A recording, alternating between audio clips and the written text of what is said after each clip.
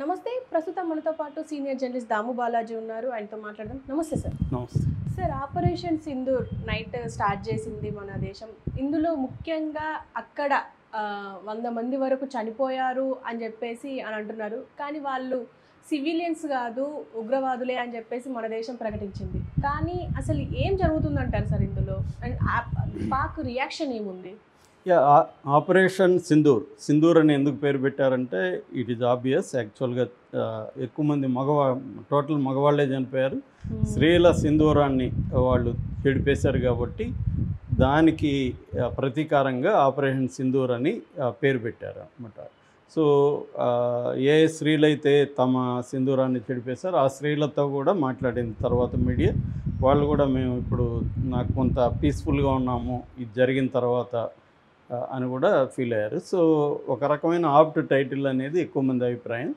కాకపోతే దీని మీద కూడా విమర్శలు ఉన్నాయి, అది పక్కన పెడదాం. మొత్తానికైతే ఇది ఒక ఊహించనిది అంటే రెండు ఉన్నాయి దీంట్లో. అంటే ఒకటేమో ఆల్రెడీ దాడులు చేస్తారనేది అందరూ కూడా ఊహించాం, కానీ టైమింగ్ ఎప్పుడనేది తెలియదు. రెండవది ఎలాంటి దాడులు చేస్తారనేది ఇప్పటివరకు ఊహాగానాలు మాత్రమే ఉన్నాయి. అయితే ఇప్పుడు ఎప్పుడూ లేని ఫస్ట్ నాన్ వార్ అటాక్స్ అంటారు దీన్ని. ఈ నాన్ వార్ అటాక్స్ అనేది ఫస్ట్ టైం ఈ స్థాయిలో చేయడం ఇండియా. ఈ స్థాయిలో ఎప్పుడూ చేయలేదు. అంటే ఒకేసారి 9 ప్రాంతాల్లో అటాక్ చేయడం ఒకటైతే, రెండోది పాకిస్తాన్ భూభాగంలో మామూలుగా అయితే పాక్ ఆక్యుపైడ్ కాశ్మీర్ అంటారు, పీఓకే. ఈ పీఓకేలో దాడులు జరగడం అనేది రెగ్యులర్గా కామన్. కానీ పాకిస్తాన్ భూభాగంలో అది కూడా చాలా కీలకమైన ఇంటర్నేషనల్ సరిహద్దుకి 100 కిలోమీటర్లు 150 కిలోమీటర్ల దూరంలో ఉండే పట్టణాల ఏరియాలలో కూడా పోయి దాడులు చేశారు. ఒక జర్నలిస్ట్ అంటున్నాడు ఇస్లామాబాద్లో వాళ్ళ ఇల్లు కూడా కంపించిందని చెప్తున్నారు, లాహోర్లో కూడా ఇల్లు కంపించాను. అంటే అంత ఎఫెక్టివ్, అంత లోపలికి కూడా వెళ్ళగలిగింది ఇండియన్ ఆర్మీ. ఫస్ట్ టైం ఇది చెప్పాలి. సో ఇండియన్ ఆర్మీ 1:44 పాకిస్తాన్లో మల్టిపుల్ ప్రాంతాల మీద అటాక్స్ చేసింది. ఈ అటాక్స్ అనేవి ట్రై సర్వీస్ అటాక్స్ అంటారు వీటిని. ట్రై సర్వీస్ అంటే air force, navy and army 3 coordinated attacks. ఈ ఎయిర్ ఫోర్స్ పాల్గొనింది వచ్చి 3 రాఫెల్ యుద్ధ విమానాలు, తర్వాత 1 Su-30 అండ్ 1 MiG-29, మొత్తం 5 విమానాలు. అవి కాకుండా స్కాల్ప్ క్రూయిజ్ మిసైల్స్ అంటారు. స్కాల్ప్ క్రూయిజ్ మిసైల్స్ అనేది ఈ మధ్యకాలంలో మనకి చేరింది. ఇది ఉక్రెయిన్ వార్లో కూడా వాడుతున్నారు. ఇది 200 కిలోమీటర్ల దూరంలో కూడా అక్యురేట్గా వెళ్ళి కొట్టగలిగిన శక్తి ఈ స్కాల్ప్ మిసైల్స్కి ఉంటుంది. వాటిని కూడా వాడారు. అట్లాగే హ్యామర్ బాంబ్స్ కూడా వాడారు. సో ఇలాగా 3 ట్రై సర్వీస్ వాడడం కూడా ఫస్ట్ టైం అనమాట ఇండియా. సో ఇది స్ట్రైక్ చేశారు. మొత్తంగా ముందుగా పాకిస్తాన్లో ఏ భాగాలు చేశారన్నప్పుడు బహవల్పూర్ అనేది చేశారు. బహవల్పూర్లో జైషే ఈ మహమ్మద్ అనే ఒక ఉగ్రవాద సంస్థ హెడ్ క్వార్టర్ అది. సో ఈ జేఈఎం అంటారు. ఈ జేఈఎం మీద అటాక్ చేశారు, దాని ప్రధాన స్థావరం మీద. రెండవది మురేట్కి అనేది లష్కరే ఈ తోయిబా హెడ్ క్వార్టరు. సో ప్రధానంగా ఈ 2 టెర్రర్ ఆర్గనైజేషన్లే మన దేశంలో టెర్రరిజానికి కారణాలు. ఒకటి జైషే ఈ మహమ్మద్, 2 లష్కరే ఈ తోయిబా. ఈ 2 హెడ్ క్వార్టర్స్ మీద దాడి జరిగిందనమాట. మూడోది ముజఫర్పూర్, 4వది సియాల్కోట్. ఈ 4 పాకిస్తాన్ దేశం లోపల ఉన్న ప్రాంతాలు. ఇక 5 ప్రాంతాలేమో పాకిస్తాన్ ఆక్యుపైడ్ కాశ్మీర్, పాకిస్తాన్ ఆక్రమిత కాశ్మీర్, అది పీఓకే అంటారు. అందులో 5 గుల్పూర్ 1, బింబేర్ 1, చెక్కమ్రో 1, బాగ్ 1, కోట్లా 1, ఈ కోట్లీ. ఈ 5 వచ్చి ఇక్కడ ఉన్నాయి, ఎల్ఓసి దాటిన తర్వాత పీఓకేలో ఉన్నాయన్నమాట. సో ఈ అన్నిటికంటే సర్ప్రైజ్ వచ్చి ఈ 4 చోట్ల జరిగింది. ఇప్పుడు ఒక మురేట్కోలోనే 30 మంది చనిపోయినారనే ఒక వార్త వస్తుంది. అయితే అఫిషియల్గా ఇప్పుడు మిలిటరీ తరపున, మన దేశంలో మిలిటరీ తరపున 10 గంటలకి ప్రెస్ మీట్ ఉంది. కానీ పాకిస్తాన్ వేరే అనౌన్స్ చేసింది. పాకిస్తాను అర్ధరాత్రి నుంచి వాళ్ళు ఎవరూ నిద్రపోలేదు. మినిస్టర్లు కానీ అందరూ కూడా వరల్డ్ వైడ్గా మీడియాతో మాట్లాడుతూనే ఉన్నారు.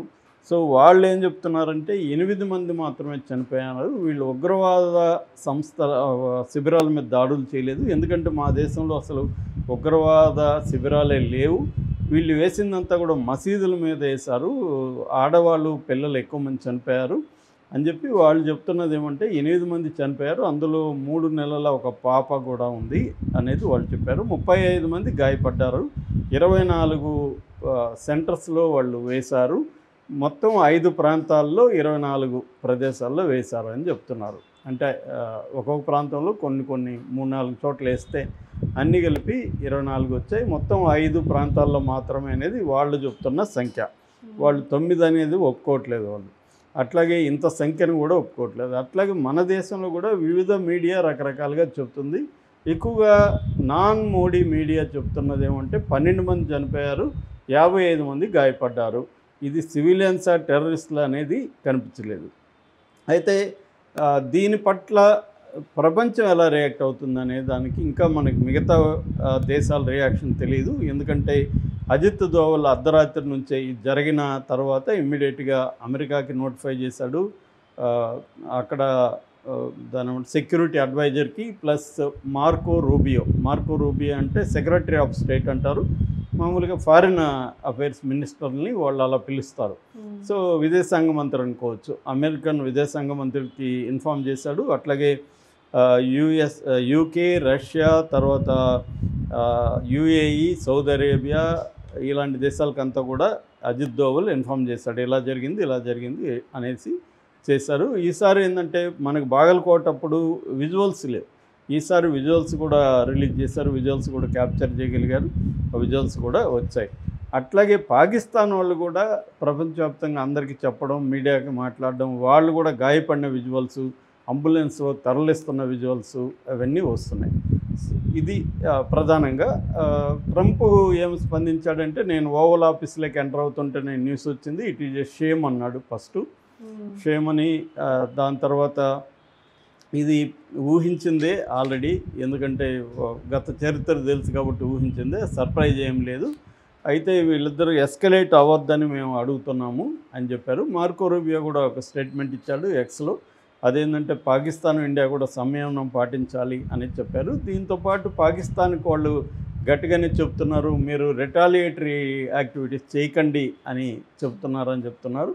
అయితే ఇండియా మాత్రం రిటాలియేటరీ యాక్షన్స్ పాకిస్తాన్ నుంచి వచ్చినా కూడా మేము రెడీగా ఉందాము అని రెడీ చేస్తున్నారు.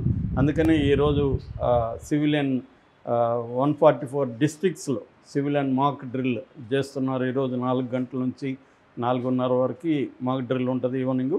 సో అంటే ప్రిపేర్ చేస్తున్నారు ఒకవేళ అటాక్స్ చేస్తున్నా. అట్లాగే నార్త్ ఇండియాలో అనేక చోట్ల జమ్మూ కాశ్మీర్, శ్రీనగర్, అమృత్సర్, లేహ్, చండీగఢ్, ధర్మశాల ఇలాంటి ఎయిర్పోర్ట్లంతా కూడా మూసేశారు.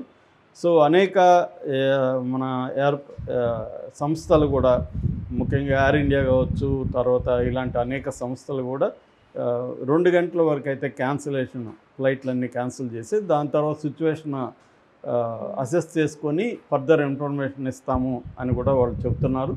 ఏదేమైనా ఒక టెన్స్ సిచ్యువేషన్ అయితే ఇండియా అండ్ పాకిస్తాన్ రెండు వైపులా ఉంది. దీనికి పాకిస్తాన్ కూడా రిటాలియేటరీ చేసింది ఆల్రెడీ. వాళ్ళేమో మేము 5 ఫ్లైట్ జెట్స్ని మేము కూల్చేసామని చెప్తున్నారు. ఏదేమైనా ఎల్ఓసి దగ్గర అయితే వాళ్ళు కాల్పులు సివిలియన్స్ మీద కూడా జరిపారు, మన బార్డర్లకు వచ్చి సివిలియన్స్ కూడా 3 చనిపోయారని చెబుతున్నారు. సో ఓవరాల్గా ఇది ఇండియన్ సక్సెస్ అనేది ఇండియాలో ఉండే మీడియా కావచ్చు, ప్రజలు కూడా భావిస్తున్నారు. ఎందుకంటే పహల్గామ్లో 26 మంది చంపిన దానికి ధీటుగా మోడీ ప్రభుత్వం సమాధానం ఇచ్చింది. పాకిస్తాన్ ఊహించని విధంగా 9 ప్లేసుల్లో టెర్రర్ క్యాంపుల మీద దాడి చేసింది.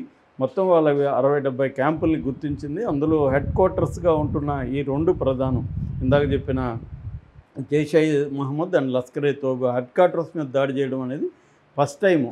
కాబట్టి ఇది పెద్ద సక్సెస్గానే చెప్పాలి అనేది చెప్తున్నారు. కాకపోతే ఒక ప్రాబ్లం ఏంటంటే పై స్థాయి టెర్రరిస్టులు ఎవరు లేరు, హై వాల్యూడ్ టెర్రరిస్టులు అంటారు, హై వాల్యూడ్ టెర్రరిస్టులు ఎవరు కూడా లేరు. ఇది కూడా ముందుగా మనం ఊహించిందే, ఎందుకంటే వాళ్ళు కూడా పాకిస్తాన్ అటాక్ చేస్తారని గత